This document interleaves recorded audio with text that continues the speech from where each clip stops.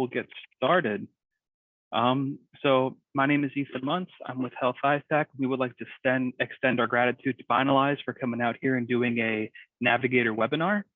And without further ado, I'll hand it off to Binalyze.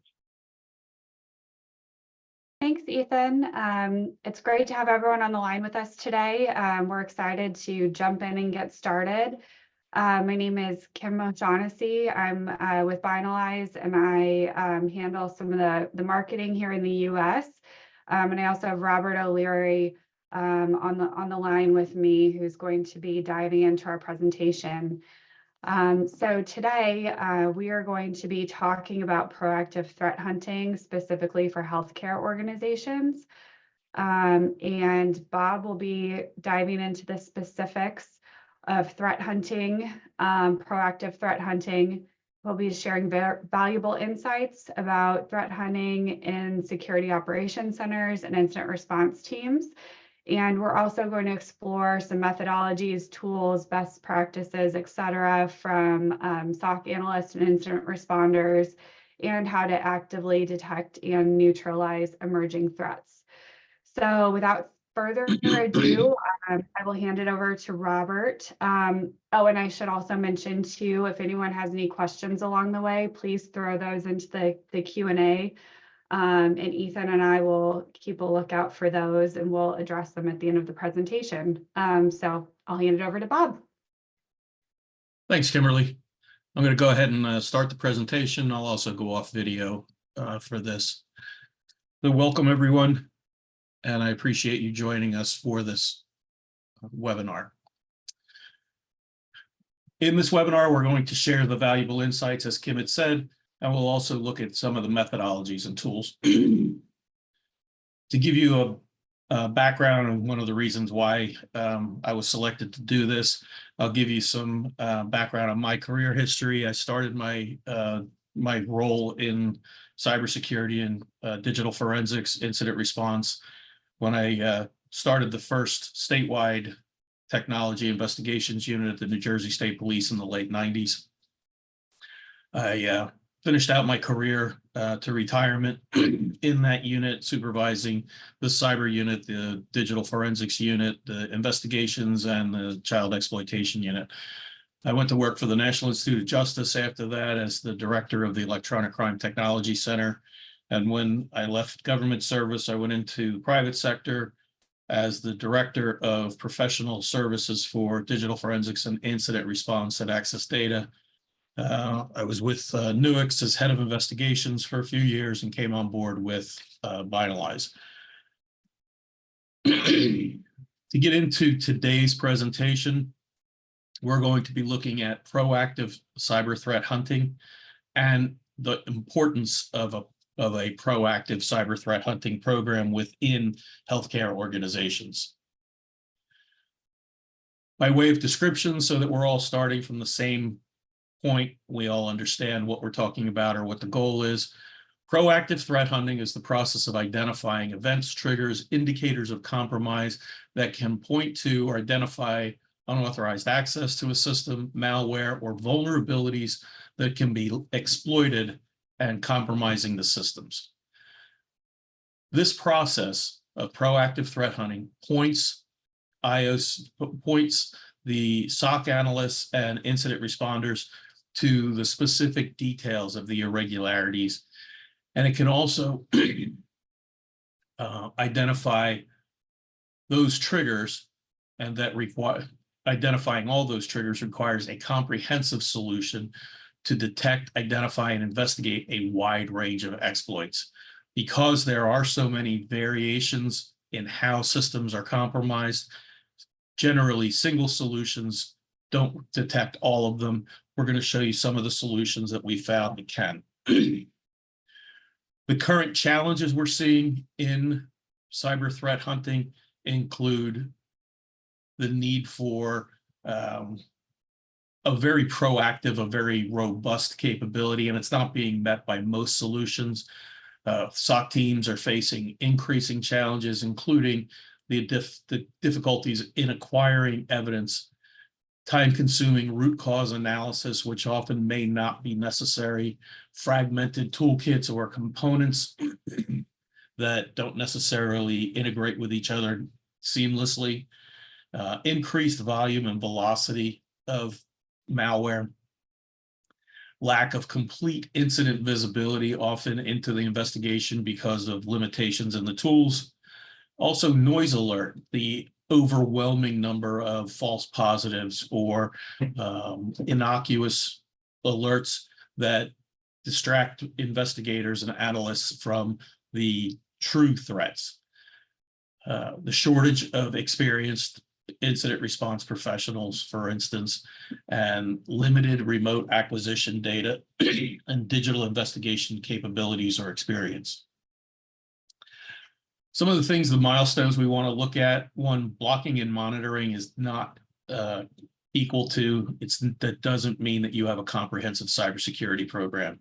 And we'll go through this in more detail. But some of these milestones, you may see the first computer virus dates all the way back to 1971. As we look at this, one that sticks out personally to me is 2000, the next generation antivirus. I was the supervisor of one of the investigations, criminal investigations, that led to or identified the need for next generation antivirus. In 1999, I was the lead investigator for the Melissa macro virus, which was the first self-replicating Trojan worm that sent itself to the first 50 people in the recipient's Outlook contact list. And this may not seem like a lot, but just that first iteration affected 2,500 users, Outlook users. The next iteration, the next level, that jumped to 125,000. By the third iteration, it was 6,250,000. By the fifth, it was 15,625 million. And it kept going for days and days. So you can imagine the impact of these viruses, which obviously led to the need for the next generation antivirus. We started seeing the evolution in 2017 of endpoint protection tools, EDR, MDR, XDR. And in 2024, we're looking at the next evolution. What is the next iteration of cybersecurity and proactive threat hunting? It's inevitable that agencies and organizations will get breached. It's building an impenetrable fortress is just not a realistic objective. 78% of CISOs say the risk of breach is high. And some of the factors that contribute to that include, again, the threat volume, velocity, and sophistication of the malware, exponential increase in data volume and movement across networks, business agility and digitization. We're seeing the expanded attack surface as more and more data and more companies are online and in the cloud. And additionally, the challenging regulatory burden, the risks, and the costs. And we'll go into those in more detail as we go through this. In particular, cybersecurity breaches cost healthcare organizations an average of 10.1 million each during 2022. That was an almost 10% increase over the previous year, and it's well above what we've seen other sectors of the economy spending. Fewer but larger healthcare breaches were reported in 2023, with the hackers often targeting third parties. So as healthcare organizations hardened their systems, it was often the hackers would identify vulnerabilities in those third parties, those contractors that had vulnerabilities that would give them access through trusted systems. So it's a credit to the healthcare organizations themselves for hardening their systems, but there's still vulnerabilities in those third-party applications. To give you some statistical information related to these, we could see a consistent growth to 2021. We saw a drop off in 2022, and data was incomplete at the time we compiled this in 2023. It only took us to September, but on that track, we would have remained right in that 2022 area. Again, the hacking incidents Again, took us only to September, but we could see that it would generally have been right on track for the third quarter. Records compromised, again, is a huge factor. That's obviously one of the biggest issues in impacting trust in healthcare organizations, is those disclosures or compromises of records. And we could see that it spiked in 2022 and 2023 to just over 7 million records. And then ransomware attacks. This we see in the healthcare organization seems to be a high profile, a high priority target for ransomware, in that we see a number of them. And essentially what they're doing is ransoming this data. This has also taken a new evolution where we've seen that if healthcare organizations aren't paying the ransom, they're going to publish the stolen data on the dark web. And another variation in this, and we'll get to the regulations later, we've seen an incident where a hacker, a ransomware group, actually reported an organization that they hacked to the SEC because they hadn't paid the ransom, and two, hadn't reported it to the SEC. Financial data, reputational risks are high. The resilience to cyber attacks is mission critical. We see that the average total cost of a breach is $4.5 million by day 227, which is the average dwell time based on the IBM Cost of Data Breach Report in 2023.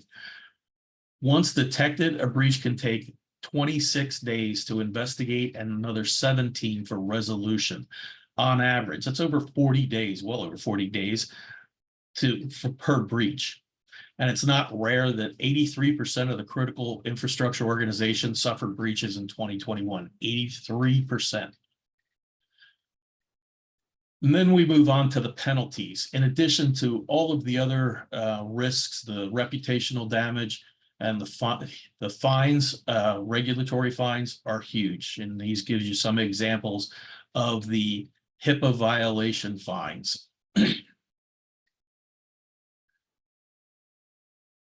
Another factor that's critical to keep in mind, that as of December 18th, 2023, a mere month ago, the SEC published, implemented new regulations for public companies to disclose cybersecurity incidents within 4 days of determining it was a material incident, as well as the criteria used to determine that the incident was material.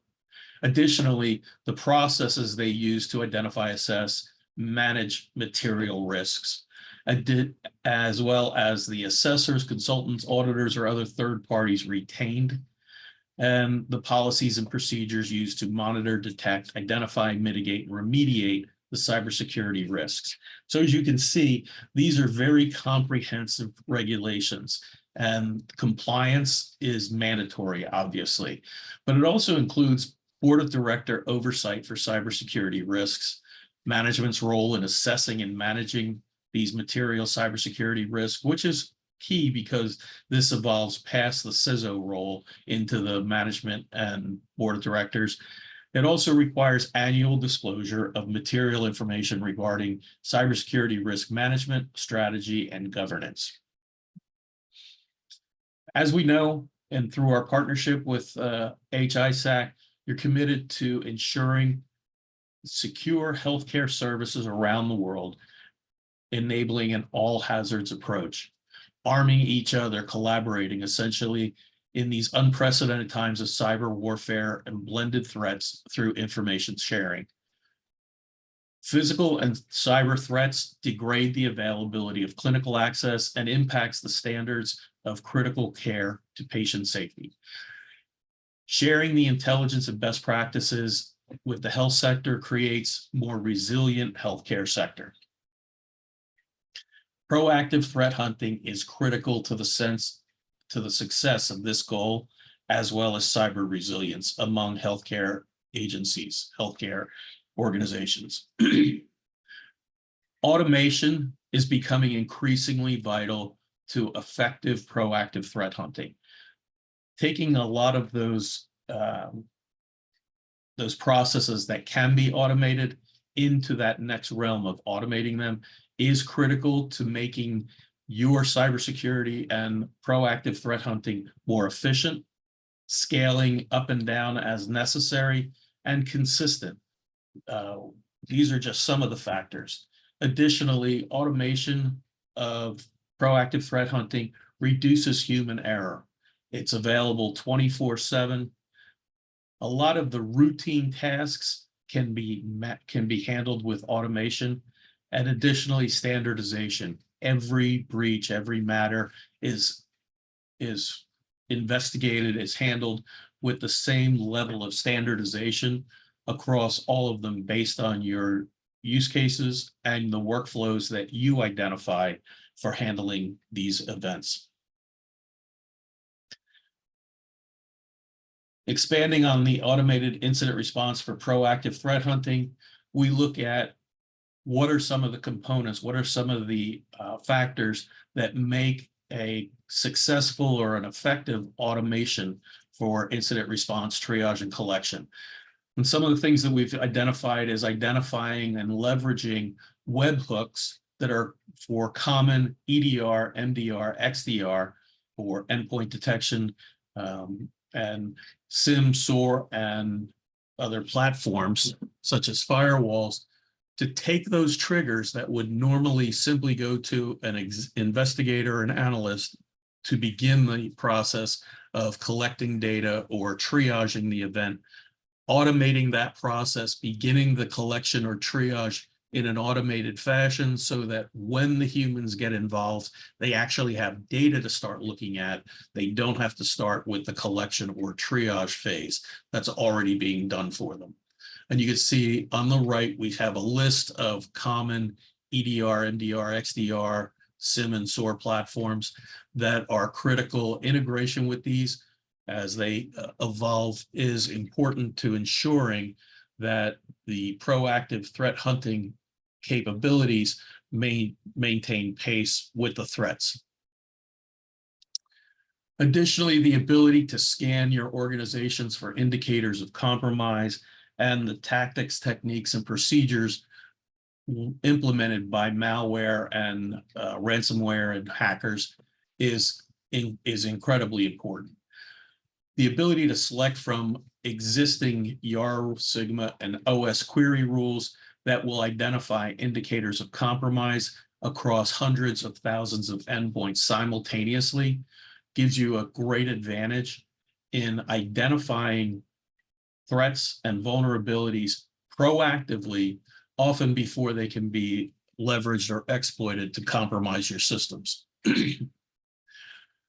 Additionally, lightning fast acquisition in minutes is critical, especially from all the systems that you may be leveraging in your organizations, including Windows, Mac, Linux, Chrome, ESXi, both on-prem and in the cloud.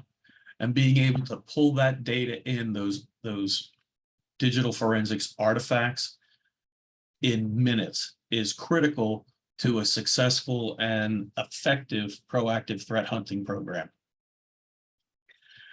Again, one of the other factors is an intuitive dashboard, being able to see the critical data quickly in a single pane. So we could see the assets, the endpoints or assets, the cases that are currently underway, some of the feeds, the information coming in.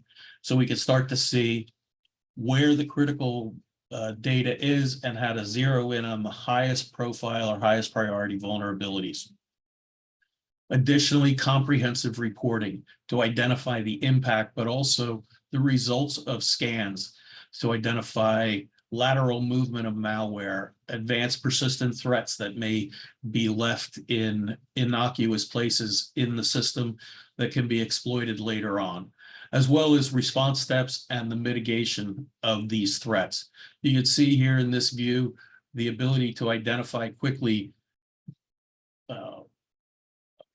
the MITRE ATT&CK framework analyzers results. We can see compromised infrastructure. We can also see command and scripting interpreters, scheduled tasks and jobs. This is a common routine or common technique that malware will leverage and embedding malware in a system, but not implementing it until some point in the future to determine whether or not its initial implementation was identified, but then additionally, whether or not it can be leveraged or effectively implemented. Some of the artifact reporting to identify those anomalies is critical as well. So we start to see where these anomalies come in and break them out based on the Windows system information, for instance, or the triage results from the OS query or Sigma rules. So we start to see rogue processes, or we start to see information that becomes valuable in generating the reports or mitigating the results.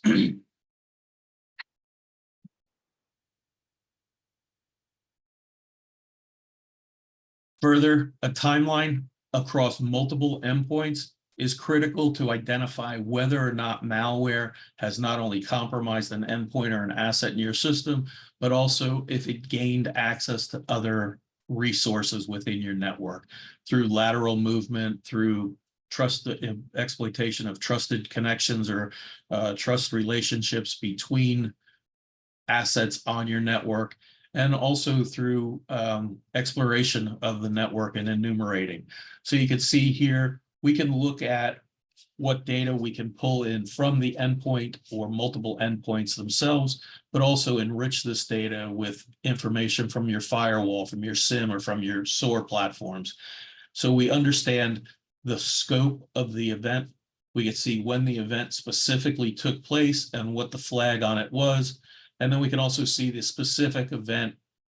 And the if you'll notice, it's very small there, so I enlarged it to give you an idea of all of the scores or verdicts that were identified related to this event.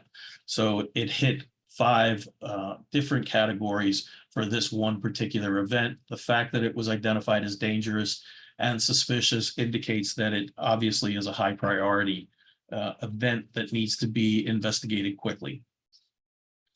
Additionally, the ability to interact with those endpoints or the assets in your network is critical. The ability to quickly connect to them and kill a rogue process or pull data in that looks suspicious, get essentially malware and pull it back for analysis in your lab or in your SOC is critical. So the ability to quickly remote into those machines makes your SOC and IR teams much more effective and much faster at mitigating the impact. Additionally, looking at the results of the interact with those machines, we could see the commands that were run, the elapsed time, and the exit code. Additionally, the ability to compare endpoints, whether you're comparing a single endpoint to its current state, as well as a previous state to see what might have been changed, added, or deleted.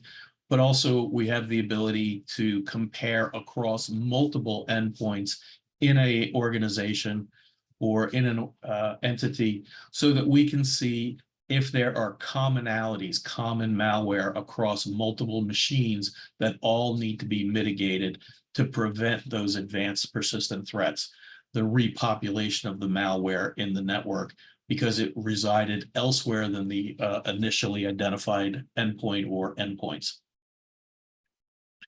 Additionally, robust reporting of the metrics. How effective are the tools that you're using, and what reporting can you get from it?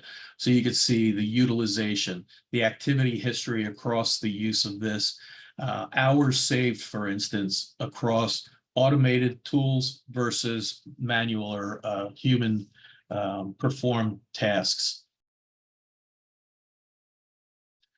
Additionally, a robust library of acquisition profiles is critical. Based on the particular event use case, you can customize the workflow that you want to automate. So in this case, you could simply select something like an artifacts collection, but while you're collecting it, run the MITRE ATT&CK framework analyzers across it, as well as other analyzers you can see that are identified and have the availability to turn on or off to customize your automated workflows.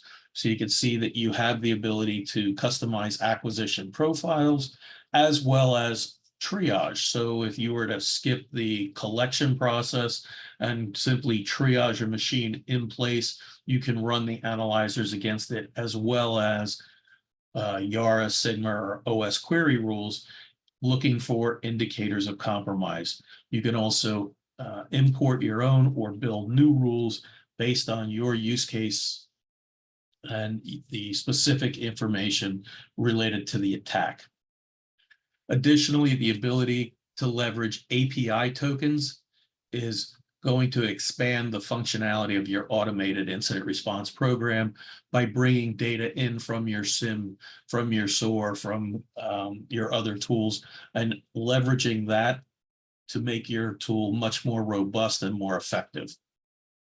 Additionally, automating and integrating incident response for proactive threat hunting will necessarily include integration with those endpoint detection tools and automatically trigger incident response investigations 24/7. And again, that's critical because if you think that through, the automation process is performing those tasks that the humans would have to normally perform manually. It's already generating those results. So when they get involved, they have data to start looking at.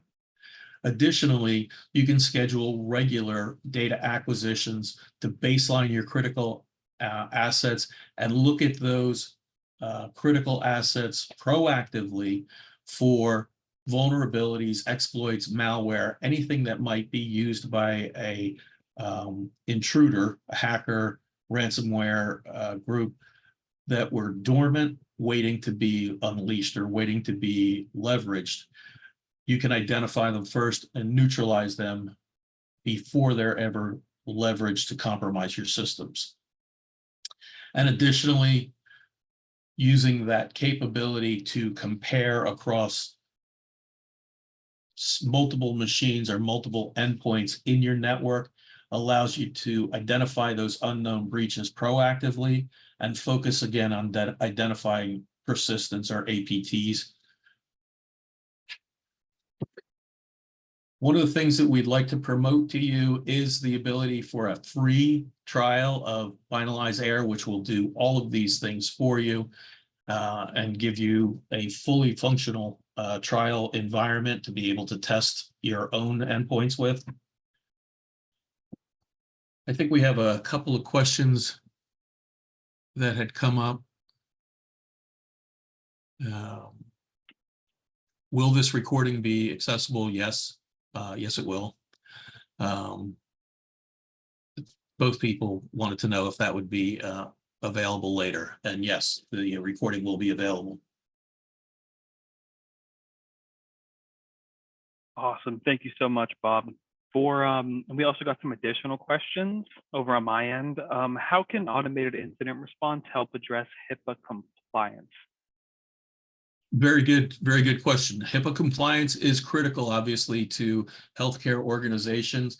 The ability to use automated incident response to prevent the exploitation of endpoints, prevent malware from being launched, prevent exploits or vulnerabilities from being exploited, can help organizations become not only proactive, but mitigate the threat and therefore avoid those HIPAA violations for a compromise of records.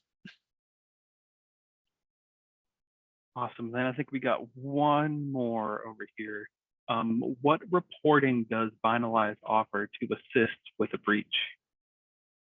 It's a great question. Not only does Binalyze offer the Investigations Hub, which just came out in our latest, our just past release, our next release is going to include what's called the Compass, or our Compromised Assessment Report, so that you're able to generate a report plus visuals that you can submit to your supervisors to give them a better understanding of what the threats are and how they are mitigated. so that you have that capability to do a complete comprehensive assessment of those endpoints, as well as what was found and how they were mitigated to prevent exploitation. Awesome. How can the false positives be managed on this tool? Perfect, perfect question too. That's a really good question, and I appreciate the insight.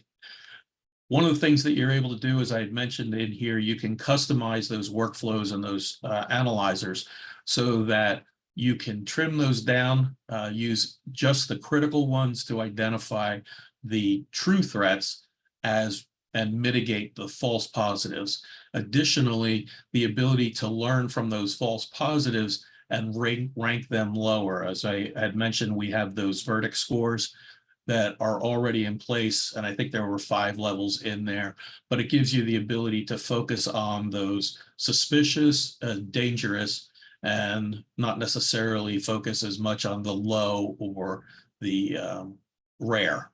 So you're able to focus quickly on the true threats and deprioritize those false positives so that they don't waste analysts' time on essentially innocuous files that are not necessarily malware, but are rare, so they were reported by the systems, by your endpoint detection tools.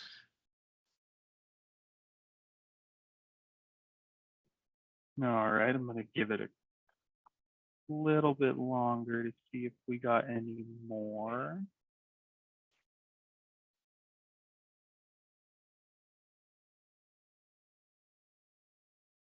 That looks like the end of our Q&A, Bob.